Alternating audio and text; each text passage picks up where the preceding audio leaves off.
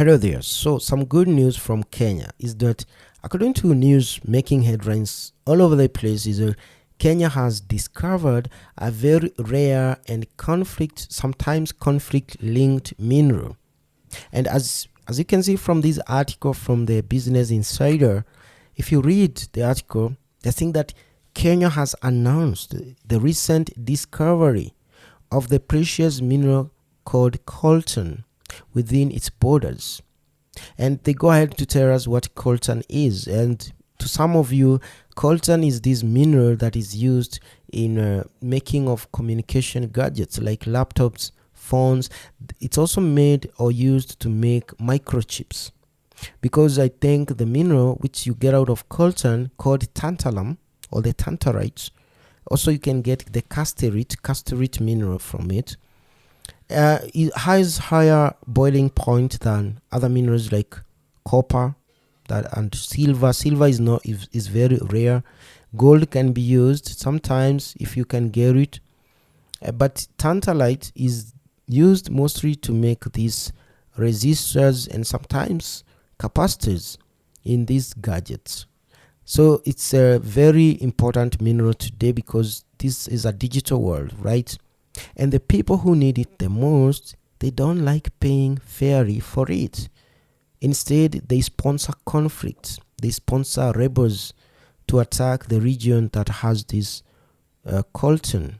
And the countries that produce this coltan are usually Congo, which produces about half of the world's coltan. But if you look at the international market, Congo mostly records a quarter or slightly a fifth of the world's sales. And then the other country is Colombia and Brazil. And Australia used to produce this until their mines ran out of the mineral itself. Then we have Uganda, Rwanda, and Ethiopia. But we know Uganda and Rwanda doesn't have serious mines within their borders of this coltan. And a lot of people know and have always speculated that the mineral that Rwanda and Uganda records as their own is actually looted from Congo, making it a blood mineral. Like we talk of blood diamond. Now, if you look at the figure from the Wikipedia, they are not updated. The figures come up all the way to 2013. You can see from these figures the percent of global tantalum production. This is when you sell it to the international market. And we have Australia in the 90s. They were the kings of this thing, 41%. They went on ramping up their production. 1992, they were producing more than half of the world's production. But I think the need for the same was not high. And up until the year 2010, Australia produces zero. The following year, 10%, another year, zero. They've been producing zero because the mines in Australia ran out of this mineral. As for Brazil, they have always produced a quarter or a fifth of the same, sometimes even producing half of the world's production. They're very consistent. Canada nowadays produces 1%, sometimes 2%, sometimes 8%. It varies. But then you have Congo producing the same all the way from 1990 up until 2010, when it was invaded by Rwanda, and it stops producing, but Rwanda starts producing a fifth of the world's production. So as you can see from this graph, so that's what I was saying, that some of the minerals coming from this region of Africa are there because of the motivation from conflict. There is a conflict, then a certain country starts looting minerals from a neighboring country. It happens. And that's why now from this article they were saying that it is known as a conflict-linked mineral. In this case, they are referring to Congo and the fighting that is taking place there right now. Ethiopia also produces this coltan, but in the region where it is found in the mountains is where you find these Tigray rebels fighting the national government. Again, you can't mine that thing there because of the war. So, as you can see from this photo, that is the Kenyan Minister of Mining smiling. The lady, I think she's the governor of the county or the province where it was found. And as a matter of fact, they are saying it was found in 6 counties or provinces across Kenya. But this particular province where this lady is the governor is called Embu, is where they found this large deposit. They are very certain it's large. That's why they're saying large deposit. And this is a Kenyan newspaper.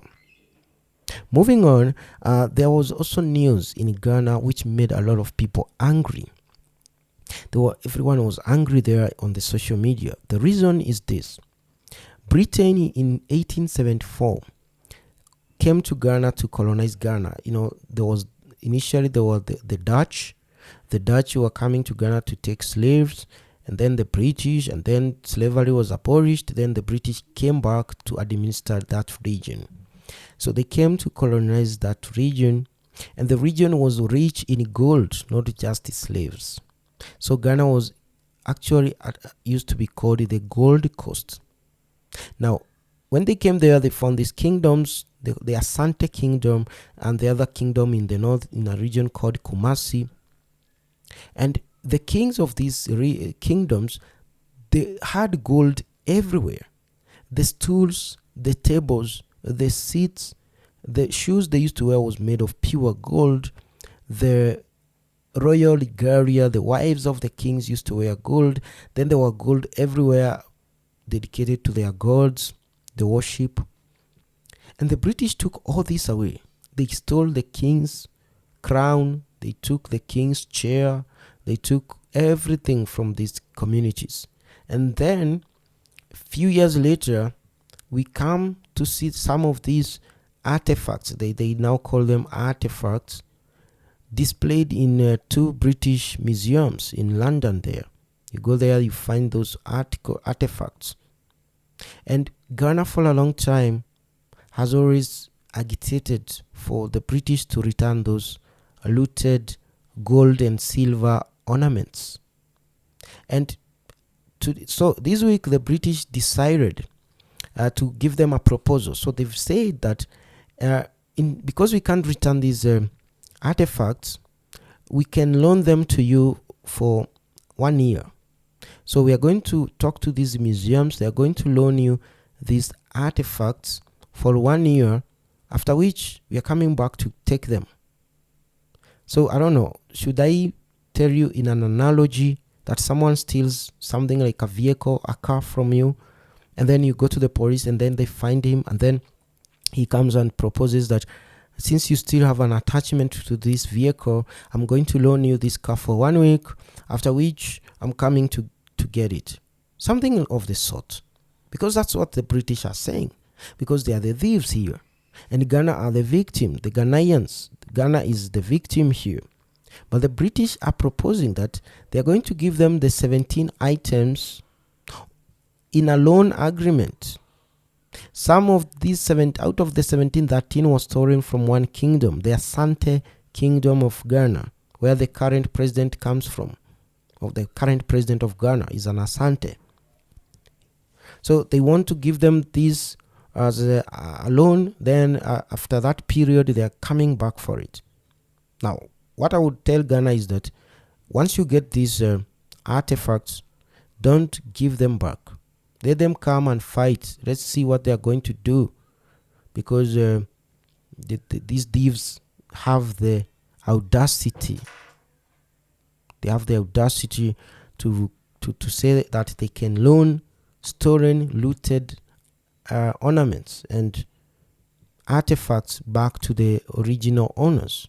So go to the comment section below. Tell me, what do you think? Do you think that Ghana should return them?